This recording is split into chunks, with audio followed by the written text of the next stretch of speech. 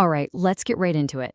There's this massive trend that's probably all over your social media feeds, especially if you're into beauty and fashion. It's called personal color. You've definitely seen it. Those viral clips of experts draping different fabrics on people, promising to unlock their absolute best look. But what's really going on here? What is this all about? Have you ever had this happen? You put on, say, a bright orange shirt and you feel incredible. You're getting compliments. But the next day, you wear a pastel pink one and suddenly everyone's asking if you got enough sleep. It's a real thing. It's not just in your head. And that exact feeling is the problem that personal color analysis promises to solve. Okay, so what is this system? What's the secret sauce? Well, at its core, it's actually a pretty straightforward idea. It's all about finding the specific set of colors that work in harmony with your natural features. Your skin, your hair, your eyes. The whole point is to find that palette that makes you look alive and vibrant. And, just as importantly, to figure out which colors might be working against you, making you look kind of tired or washed out. And this whole system really boils down to one fundamental idea first, the split between warm and cool tones. So you've got your warm tones, which are all based on yellow undertones. Think sunshine, think autumn leaves, those earthy golden colors. Then, on the other side, you have cool tones. These are all based on blue undertones. Think a clear winter sky, the deep ocean, or even rich berry colors. Getting this first split right is like step one. But you know, just splitting the world into warm and cool is only the beginning. That basic idea eventually got way more detailed, and it evolved into the system most people know today, the 4 seasons. And this isn't some new fad either. It actually has a pretty long history. It really kicked off back in 1928, when an artist named Robert Dorr was the first to really establish this idea of a warm, yellow-based palette versus a cool, blue-based one. Then, fast forward to the 40s, and a woman named Suzanne Cagle had a brilliant idea. She connected these color palettes to the 4 seasons of the year. But the moment it really exploded, that was 1980, when Carol Jackson published her book Color Me Beautiful. That book was a total game changer and made the whole 4-season system, spring, summer, autumn, and winter, a worldwide thing. So the theory sounds pretty simple, right? You get your season figured out, you wear those colors, and bam, you look amazing. But is it really that easy? Well, a really fascinating study that came out of Korea in 2022 found a pretty big disconnect between the diagnosis and what people actually do. The way they set up the study was so simple, but the results were super insightful. They got 4 women, all of them really into fashion and beauty. First, they had experts professionally diagnose each woman's personal color season. Then came the interesting part. They had the women show them the clothes and accessories they wore in their real everyday lives. The whole point was to see, does the expert advice actually match up with reality? So let's look at what they found.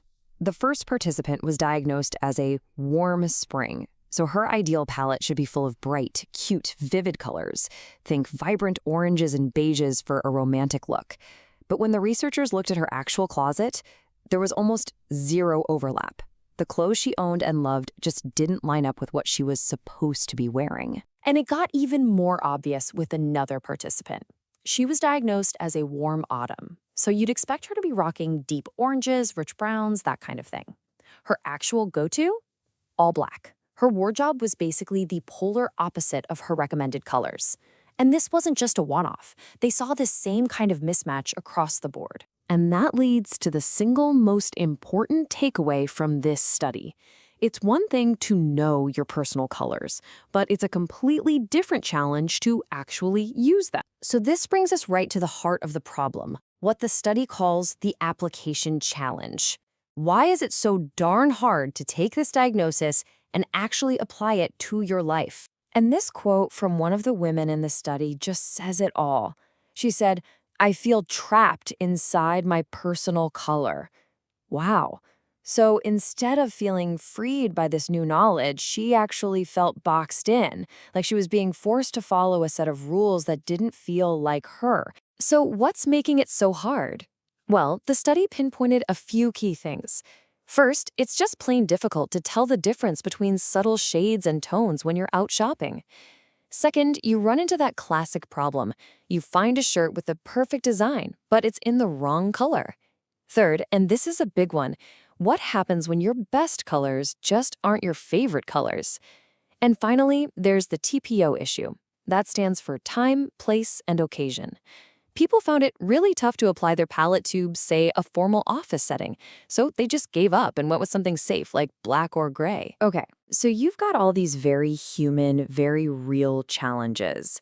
It's honestly no surprise that technology has swooped in, promising to fix all this. So the question becomes, could an app be the real answer here? Yeah, to try and bridge that gap between getting your diagnosis and actually using it, this whole wave of new tech has popped up. We're talking personal color apps and online services designed to make the whole thing faster, easier, and just better integrated into how we already shop. And a lot of them follow a similar digital path. Step 1 is usually a quick and dirty diagnosis right from your phone's camera. Then, step 2 is the fun part, a virtual try-on. You can slap on different lipstick shades or drape digital color swatches over your photo to see what works. And the final step? Some apps act like your own personal AI stylist, pointing you directly to clothes and products online that are already in your recommended palette. But this, of course, brings us to the big trade-off, human versus app. Look, a human consultant can give you really nuanced, personalized advice. They can help you with styling, with the how-to, but yeah, it's going to cost you more time and more money. An app, on the other hand, is super convenient, it's right there, and it connects you directly to shopping. But the million-dollar question is about accuracy. Can an algorithm really do what a trained human eye can? So at the end of the day, what's the key takeaway here? It's this. Getting your colors diagnosed, whether it's by a person or an app, is really just the starting line. The real magic, the real skill is in learning how to weave that advice into your own unique style in a way that feels authentic to you, not just what some color chart says. And that leaves us with one last big question to think about. As this technology gets smarter and smarter, can an algorithm ever truly get your personal style? Or is that creative human touch just irreplaceable? Something to chew on the next time you're standing in front of your closet. Thanks so much for tuning in.